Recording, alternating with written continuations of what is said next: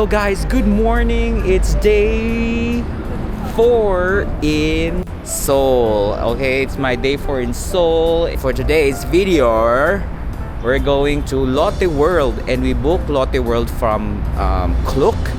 Okay? And pupunta na kami ngayon doon. It's around 30 minutes subway from Sheila Stay, which is the accommodation I'm staying. Yeah, we're staying in. Again, dahil nasa taas lang ng Sodemun subway station ang hotel na to, very convenient siya kapag magsa-subway ka. Okay? Parang hindi ata advisable mag-bus ngayon kasi ang traffic, kasi Monday today, so lahat pupunta ng office, na daming kotse. Ayun o, traffic kung makikita nyo. Traffic yan. So kapag makabus ka, syempre maapektuhan ka rin ng traffic. So what we're going to do is we're gonna take the subway kahit na makailang stairs ka muna. And paikot-ikot kung saan mahanapin yung exit and all. Pero yun, so Lotte World, actually Lotte World lang naman talaga yung purpose namin for today. Hello guys, ayan. So on the way na kami to Lotte World. So Lotte World, actually ang station na malapit doon is yung Jamsil Station, line 4. Line 2 Jamsil Station yung bababaan mo. So kulay green siya na subway line. Yun. So from Sodemun, nag-take kami ng line 5 which is purple, tapos nag-change kami to green line na line 2, tapos get off at Jamsil Station. Tapos apparently yun na yung walking distance na lang doon yung Lotte World.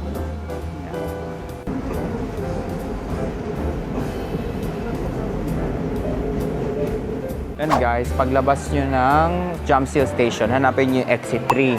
So yung exit 3 nakalagay ng Lotte World. So, ayun. Ang daming tao ngayon, no? Very holiday season talaga na. So, nagpapatugtog pa yung mga Christmas songs, ganyan.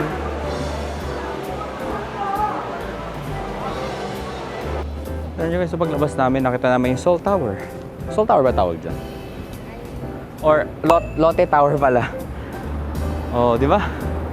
Wala saan yung Lotte World? Ayun, Lotte World. Wow, ang ganda ng panahon ngayon guys. So, parang malamig pero not so cold. And just prepare your sunscreen kapag sunny. Kahit malamig siya, hindi niya may feel na nagbaburn na yung skin ninyo. So, you better apply sunscreen when you're here. Okay. And guys, oh.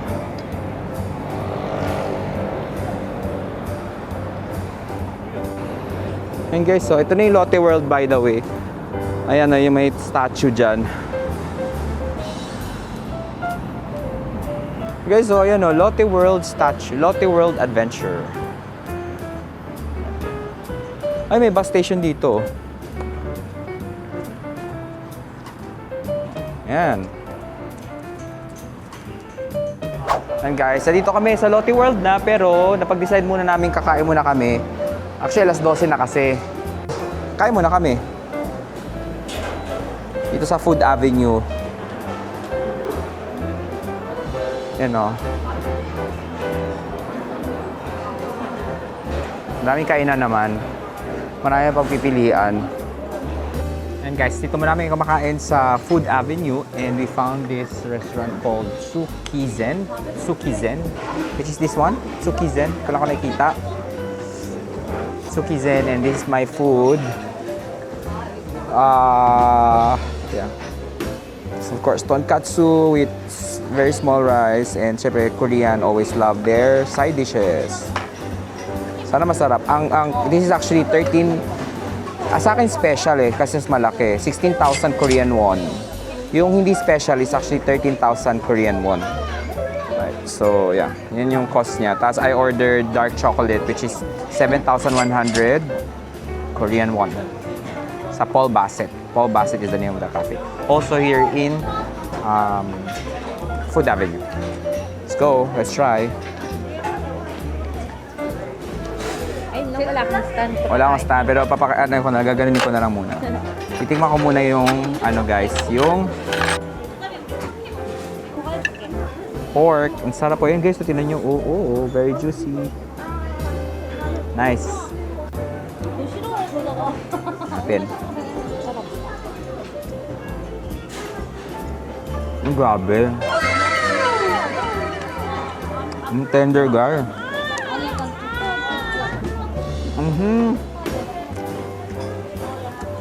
Ang sarap. May wasabi din, pero ayoko kumain ng wasabi.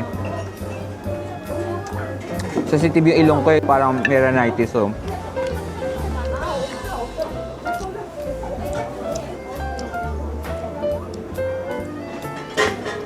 Sarap, guys. Just recommend to guys, just recommend. Suki Zen. Ang tender ng pork. Ang in-order namin is yung rokatsu. Roskatsu. Roskatsu. Ang sarap.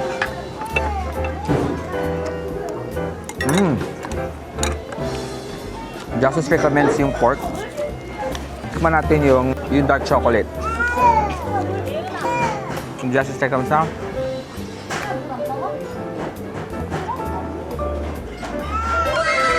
Sarap din ang dark chocolate. 7,100 Korean won from Paul Bassett Cafe. Ang sarap. Okay guys, kakain muna ako kasi ang sarap eh. So, focus muna ako sa pagkain. See you guys in Lotte World in a while. Tayo sa Lotte World. So, directly from Klook. May QR code doon pag bumili kayo ng ticket sa Klook. Ito yung ito ba yung Stairway to Heaven? Ayan yun? Guys, ito yung Stairway to Heaven, do. Ano siya, guys? Oo.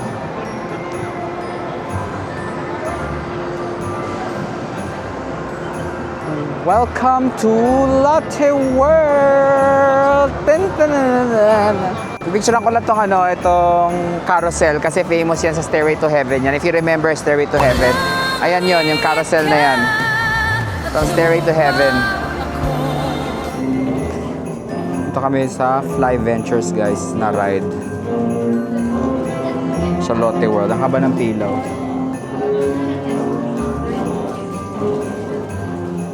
Guys, tapos na kami sa Fly Ventures and yung Ironman sa Hong Kong, ganun siya. Pero okay lang, sakto lang. Chill lang siya na ride, I say. Ayan.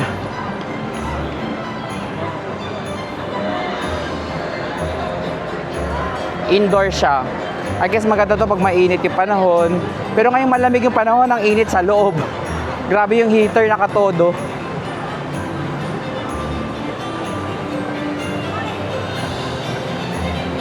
Ano to? Ay, 60 minutes. 60 minutes. Gusto mo? Isang oras din eh. Saan yung palabas dito na may castle? Meron ba talaga?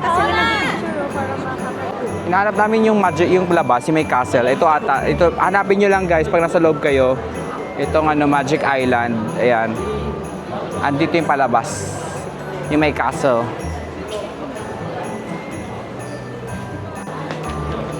Na. Ang ganda ng kulay ng mga trees guys. Oh, wow! Hindi lang nakikita. Pero yung mga kulay ng mga trees. Wow! Ito yung castle oh.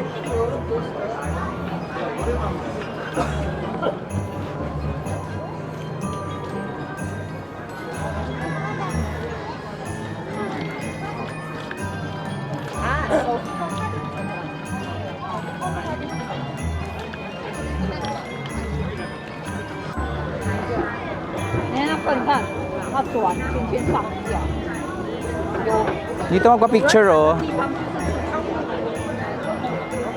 Dito tayo.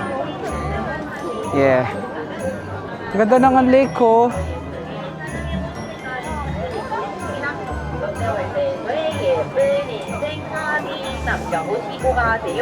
Umupo muna kami dito kasi maganda yung sobrang ganda ng vibe. Very peaceful dito sa bandalikod ng castle dito sa Lotte World. So, ang ganda. Tinakita dito yung lake. May lake dito. Tapos, may tree. Makita mo dito yung Lotte Tower. Tsaka yung may trees. Tree dito. Trees. Isa lang naman yan. Meron ditong puno na mayroong mga kulay orange pa yung leaves. Tapos, nag-order pala kami ng ano ng Gongcha. Ako yung hot coffee. 6,700 Korean won. And then, this one is, magkano ba to? Para 6,500 Korean won na chicken pop. BHC chicken pop. Yeah.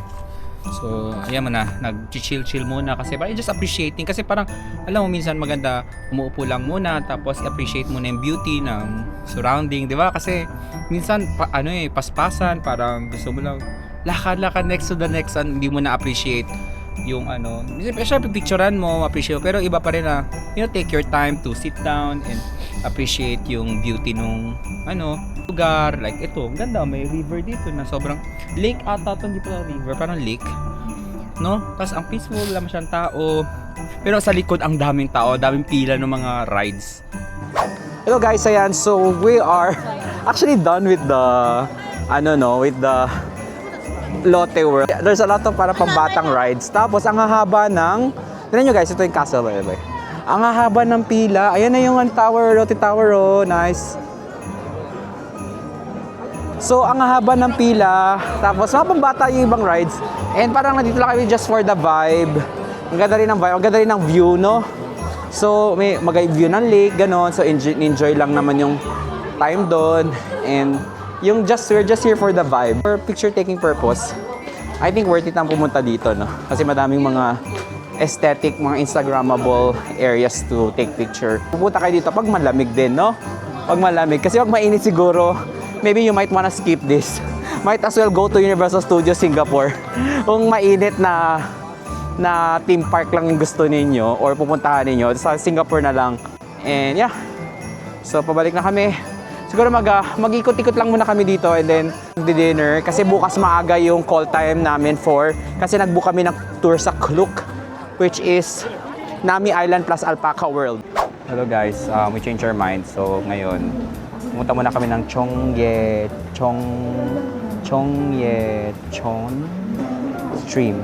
Parang sikat yun na parang stream na may mga ilaw-ilaw ganun. Tapos dinner na rin kami sa area, tapos uwi na. So ayun, makapila lang kami dito sa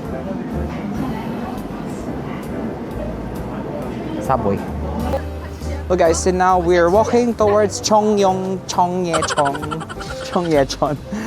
Lakad-lakad na tayo. Lamig guys.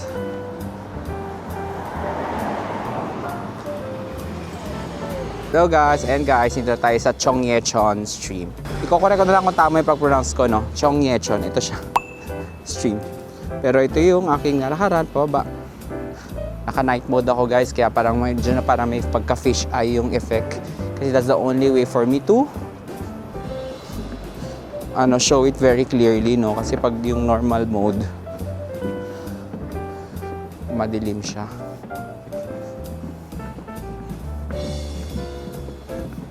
Saan ba? Yung doon ba? Or somewhere? There. Ayan o. Diba? Love it. Lakad ka tapos malamig. Ang saya. Malamig. Nasa pa lang ngayon guys, parang weather check. Nasa 4 degrees Celsius tayo ngayon. Lakad tayo papunta doon. Isa may bridge. Ayan, ito na yung stream. So ito yung mga sinushootingan ng drama. No? Parang dati sa K-drama lang natin napapanood to. Ngayon, nandito na tayo. So, naka-wide kasi siya kaya para sobrang layo. Sobrang lapad na nakikita nyo. Naka-wide angle kasi guys. Pero kita nyo yan, may suno. Merong talagang natural barrier dito ng mga rocks. Makita mo, oh. Guys, oh. Diba?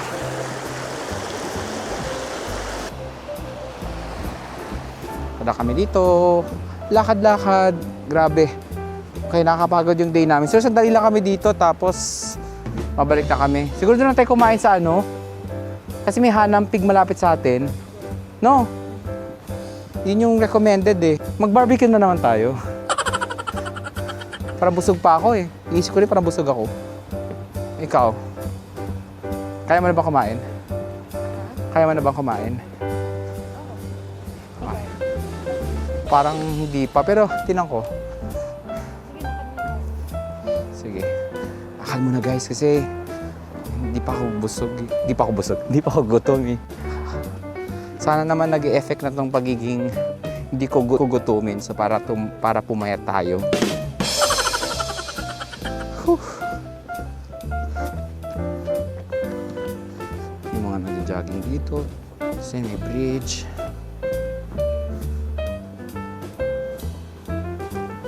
Mahaba pala ng stream na to. Saan yung pa-exit dito? Ito lang yung stream. At least nakita natin yung stream. Ito lang pala yun. Hindi maligo. Ang babaw lang pala niya guys kung makikita niyo. Hindi siya malalim. Parang feeling ko hanggang tuhod lang. No? Yung tubig. Naglalakad lang kami. Nakita namin parang may malaking bird. Anong bird kaya yun? Ayun o. Guys, ayan, so tapos na kami sa Chongyechon stream. Ayun na, parang stream lang siya. Guys, so actually, maybe not to, I mean, depende sa ano. Kung gusto niyo lang magmuni-muni, makita yung stream, pwede naman. Pero it's not for me. But yeah, pabalik na kami ng hotel. Riding the bus. Ayoko kasi ng subway. Nakaka-trauma sa subway. Dikit-dikit. It's been a long day and end ko na yung vlog today. And thank you so much for watching and joining us for today. And please like and subscribe. And I'll see you tomorrow in our day 5 in Seoul. Bye guys!